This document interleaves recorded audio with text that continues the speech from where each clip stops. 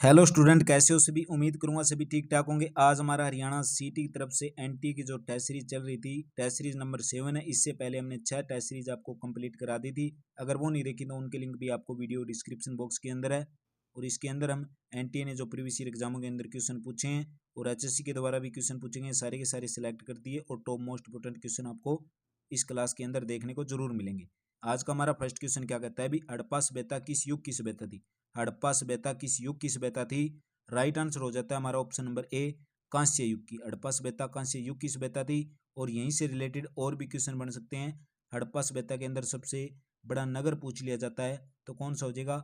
राखी गढ़ी भी हो सकता है भी, और मोहनजोदड़ो। कई इतिहासकारों का मानना है भी मोहनजोदड़ो, वैसे हड़प्पा का सबसे बड़ा नगर हो जाएगा राखी गढ़ी, जिसकी हाल ही के अंदर खुदाई चल रही है भी। और यहीं से रिलेटेड एक क्वेश्चन और बन सकता है, यानी कि हड़प्पा सभ्यता का दूसरा नाम पूछ लिया जाता है तो सिंधु सभ्यता। हड़प्पा सभ्यता हो सिंधु सभ्यता हो, चीज एक ही है। और यहीं से रिलेटेड एक क्वेश्चन और भी बन सकता है, इसकी खोज पूछ ली जाती है 1921 के अंदर दयाराम साहनी के द्वारा भी। हड़प्पा सभ्यता की खोज 1921 में दयाराम साहनी के द्वारा की गई थी। नेक्स्ट क्वेश्चन की तरफ बढ़ते हैं भी। Question number 2, very very most important question, coach factory से स्टैटिक जीके से related question. Integral coach factory कहाँ पर स्थित है भी। इंटीग्रल कोच फैक्ट्री कहाँ पर स्थित है। राइट आंसर की अगर बात करें, ऑप्शन नंबर ए बिल्कुल करेक्ट हो जाएगा भी, पेराम्बूर के अंदर।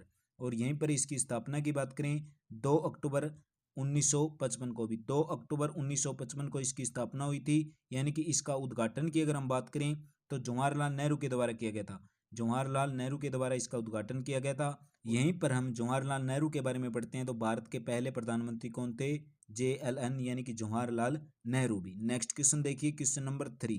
क्वेश्चन नंबर 3 क्या कहता है भी, लियोनार्डो दा विंची किस युग का प्रतिनिधित्व करता था भी। लियोनार्डो दा विंची किस युग का प्रतिनिधित्व करता है। तो राइट आंसर हो जाएगा हमारा ऑप्शन नंबर बी, बिल्कुल करेक्ट हो जाएगा भी, पुनर्जागरण का। यहीं पर बात करें पुनर्जागरण की, इनकी एक पेंटिंग भी थी, कौन सी, द लास्ट सफर भी। और यहीं से रिलेटेड एक क्वेश्चन और भी बन सकता है, जो मोनालिसा थी, इनका भी एक प्रसिद्ध चित्र इन्हीं के द्वारा तैयार किया गया था। किनके द्वारा भी, लियोनार्डो दा विंची के द्वारा एक प्रसिद्ध चित्र किसका भी, मोनालिसा का। नेक्स्ट क्वेश्चन देखिए, question number 4, very very important question. निम्नलिखित में से पूछ लिया कौन सा शहर सार्वजनिक बसों और मेट्रो पर सवारी हेतु एक सामान्य कार्ड लॉन्च करने का पहला शहर बन गया अभी। निम्नलिखित में से कौन सा शहर के अंदर सार्वजनिक बसों और मेट्रो पर सवारी हेतु एक सामान्य कार्ड लॉन्च करने वाला पहला शहर बन गया है। राइट आंसर हो जाएगा हमारा ऑप्शन नंबर ए, बिल्कुल करेक्ट हो जाएगा भी, दिल्ली। और इसी से रिलेटेड और भी क्वेश्चन बन सकता है। एग्जामिनर क्या क्वेश्चन पूछ सकता है भी, यानी कि विश्व के अंदर पहली मेट्रो ट्रेन कब चली थी। 10 मई 1863 को भी, 10 मई 1863 को चली थी। नेक्स्ट क्वेश्चन देखिए, क्वेश्चन नंबर 4, राज्यपाल को पद की शपथ किसके द्वारा दिलाई जाती है। राज्यपाल को पद की शपथ किसके द्वारा दिलाई जाती है। राइट आंसर की अगर बात करें, ऑप्शन नंबर डी बिल्कुल हमारा यहाँ पर करेक्ट हो जाता है। उच्च न्यायालय के मुख्य न्यायाधीश के द्वारा राज्यपाल को पद की शपथ दिलाई जाती है। और यहीं से रिलेटेड एक क्वेश्चन और बन सकता है एग्जाम के अंदर, कई बार एग्जामिनर क्वेश्चन पूछ लिया जाता है, यानी कि भारत के राष्ट्रपति को शपथ किसके द्वारा दिलाई जाती है। भारत के राष्ट्रपति को शपथ की अगर बात करें तो भारत का मुख्य न्यायाधीश भी, भारत का मुख्य न्यायाधीश। और यहीं पर बात करें राज्यपाल का कार्यकाल की तो 5 वर्ष इनका कार्यकाल हो जाएगा भी।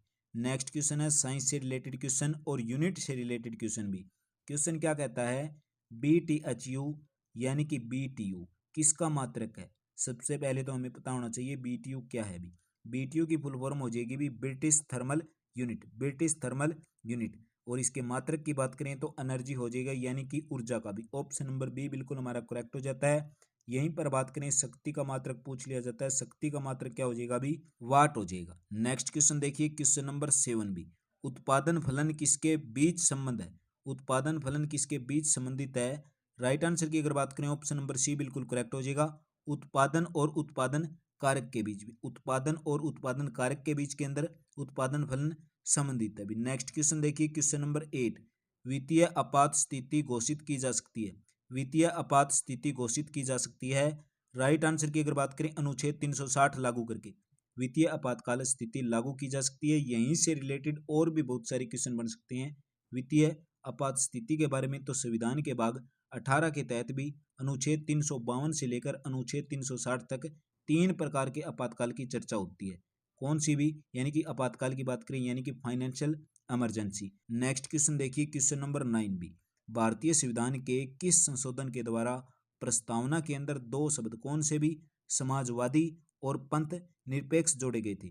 भारतीय संविधान के किस संशोधन के द्वारा प्रस्तावना में दो शब्द, एक तो समाजवादी दूसरा पंथ निरपेक्ष जोड़े गए थे। राइट आंसर हो जाएगा भी 42वां संविधान संशोधन हुआ था उस टाइम। और ये पूछ ले 42वां संविधान संशोधन कब हुआ था, 1976 के अंदर भी। कब हुआ था, 1976 के अंदर। नेक्स्ट क्वेश्चन की तरफ बढ़ते हैं, क्वेश्चन नंबर 10 भी। और इससे पहले बता देते हैं भी HSC CET के प्रैक्टिस सेट हमने सुबह क्लास डाली थी, अगर वो नहीं देखी तो एक बार जाकर जरूर चेक कर लिए।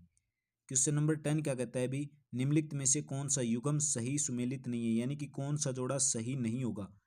इसके अंदर बात करें, इस साइड शहर है भी, दूसरी साइड क्या है, नदियां हैं। यानी कि विजयवाड़ा है वो कृष्णा नदी के किनारे स्थित है, बिल्कुल ठीक है। अजमेर की स्थिति हो जाएगी लूनी नदी के किनारे, बिल्कुल ठीक है। नासिक की अगर बात करें गोदावरी नदी के किनारे, ठीक है। श्रीनगर चनाब नदी के किनारे नहीं होगा। श्रीनगर की अगर हम बात करें तो राइट आंसर हो जाता है भी झेलम नदी के किनारे। किस नदी के किनारे, झेलम नदी के किनारे। और यहीं से रिलेटेड एक क्वेश्चन और बन सकता है, कई बार एग्जामिनर डल झील के बारे में पूछ ले जाता है, यानी कि डल झील की स्थिति कहाँ पर हो जाएगी, श्रीनगर के अंदर भी। नेक्स्ट क्वेश्चन देखिए क्वेश्चन नंबर 11, निम्नलिखित में से कौन सा जोड़ा सही नहीं होगा। इस साइड नदियां दे दी, इस साइड दे दिए इनके संगम स्थल, यानी कि नदियों के मिलने के स्थान भी। यानी कि अलकंदा और भागीरथी नदियों का मिलन किस में होता है भी, देवप्रयाग के अंदर। ऑप्शन नंबर ए बिल्कुल हमारे यहाँ पर करेक्ट है। और आगे क्या है भी, अलकंदा व पिंडर का प्रयाग रुद्रप्रयाग के अंदर नहीं होगा, किसके अंदर हो जाएगा भी, कर्ण प्रयाग के अंदर। किसके अंदर हो जाएगा, कर्ण प्रयाग के अंदर। तो ऑप्शन नंबर बी बिल्कुल हमारे यहाँ पर क्या हो जाता है, राइट हो जाता है। अलकंदा व मंदाकिनी हो जाएंगी नंद प्रयाग के अंदर, और अलंकंदा और धौलीगंगा कहाँ पर हो जाएंगी, विष्णु प्रयाग के अंदर मिलती हैं भी। क्वेश्चन नंबर 12 देखो, प्रत्यावर्ती धारा यानी कि AC और DC का जिक्र है भी। AC को जब DC के अंदर परिवर्तित यानी कि चेंज करने वाली युक्ति को क्या कहते हैं भी, चेंज करने वाली युक्ति को क्या कहते हैं, रेक्टिफायर कहते हैं भी। ऑप्शन नंबर सी बिल्कुल हमारे यहाँ पर क्या हो जाता है, बिल्कुल करेक्ट हो जाता है। और ट्रांसफार्मर के बारे में पढ़ते हैं, ट्रांसफार्मर क्या होता है भी, यानी कि वोल्टेज को कम और ज़्यादा करने का काम। और यहीं से रिलेटेड एक दो क्वेश्चन और भी बन सकते हैं, कई बार एग्जाम के अंदर क्वेश्चन पूछ लिया जाता है, विद्युत मोटर और विद्युत जनरेटर भी। विद्युत मोटर की अगर बात करें तो वो क्या करता है भी, विद्युत एनर्जी यानी कि इलेक्ट्रिक एनर्जी को मैकेनिकल एनर्जी यानी कि यांत्रिक ऊर्जा के अंदर चेंज करता है विद्युत मोटर। और इसका उल्टा हो जाएगा जनरेटर भी, यानी कि जनरेटर होगा वो मैकेनिकल एनर्जी को किसके अंदर चेंज करेगा, इलेक्ट्रिकल एनर्जी के अंदर, यानी कि यांत्रिक ऊर्जा को विद्युत ऊर्जा में बदलने के लिए जनरेटर का प्रयोग होगा। नेक्स्ट क्वेश्चन देखिए भी, क्वेश्चन नंबर 13 क्या कहता है, निम्नलिखित में से कौन सा अम्ल वर्षा का वृहद प्रदूषण है भी। क्वेश्चन नंबर 13 अम्ल वर्षा के बारे में जिक्र हुआ है, तो अम्ल वर्षा एक कारण हो जाएगा भी, यानी कि SO2 sulphur dioxide. Option number A बिल्कुल हमारे यहाँ पर क्या हो जाता है, करेक्ट हो जाता है भी। कार्बन डाइऑक्साइड के बारे में पढ़ते हैं, तो कार्बन डाइऑक्साइड क्या होती है भी, कार्बन डाइऑक्साइड को बोल सकते हैं शुष्क बर्फ, यानी कि कई बार एग्जाम के अंदर क्वेश्चन आ जाता है ठोस CO2 कौन सी होती है, यानी कि शुष्क बर्फ का दूसरा नाम क्या हो जाएगा, CO2 यानी कि कार्बन डाइऑक्साइड, या बोल सकते हो भी ड्राई आइस भी। और कार्बन मोनोऑक्साइड होती है, ये सांस लेने के अंदर कठिन होती है, यानी कि जहरीली गैस मानी जाती है भी, कार्बन मोनोऑक्साइड यानी कि CO भी। नेक्स्ट क्वेश्चन देखिए क्वेश्चन नंबर 14। क्वेश्चन नंबर 14 क्या कहता है, निम्नलिखित में से किस नदी को तेल नदी के नाम से भी जानते हैं, किस नदी को तेल नदी के नाम से भी जाना जाता है। क्वेश्चन नंबर 14 राइट आंसर की अगर बात करें, ऑप्शन नंबर सी बिल्कुल हमारा करेक्ट हो जाता है भी, नाइजर नदी को। कौन सी नदी को, नाइजर नदी को। नेक्स्ट क्वेश्चन देखिए, और यहीं पर रिलेटेड और क्वेश्चन भी बन सकते हैं, यानी कि नाइजर नदी को तेल नदी के नाम से भी तो जाना जाता है, और इसकी लंबाई पूछ ले तो 296 मीटर लंबी हो जाएगी भी। नेक्स्ट क्वेश्चन देखिए क्वेश्चन नंबर 95, निम्नलिखित में से किस प्रकार की जलवायु टैगा प्रकार की भी, किस प्रकार की जलवायु है वो टैगा प्रकार की है। 15 की अगर हम बात करें तो हमारा राइट आंसर हो जाता है भी, इन चार ऑप्शन के अकॉर्डिंग नहीं, PPT तैयार करते टाइम ऑप्शन एक छूट गया था, तो राइट आंसर हो जाएगा भी हमारा लेनिनग्राद। लेनिनग्राद होगा, उस नगर की जलवायु टैगा प्रकार की है भी। नेक्स्ट क्वेश्चन देखिए question number 16, very very most important question, और बहुत सारे एग्जाम के अंदर ये क्वेश्चन आया है, और इस टाइप के क्वेश्चन आने की पूरी पूरी संभावना रहती है। भारत के अंदर डाक व्यवस्था शुरू करने वाला ब्रिटिश गवर्नर जनरल कौन था भी, भारत के अंदर डाक व्यवस्था शुरू करने वाला ब्रिटिश गवर्नर जनरल कौन था। राइट आंसर हो जाएगा हमारा ऑप्शन नंबर ए बिल्कुल करेक्ट हो जाएगा भी, लॉर्ड डलहौजी। और यहीं से रिलेटेड और भी बहुत सारे क्वेश्चन बन सकते हैं, यानी कि लॉर्ड वेलेजी के बारे में पढ़ते हैं तो लॉर्ड वेलेजी के द्वारा सहायक संधि क्या थी? सहायक संधि वो थी जो लॉर्ड वेलेजी के द्वारा देशी राज्यों से संबंध स्थापित करने के लिए सहायक संधि लागू की गई थी। किसने की थी?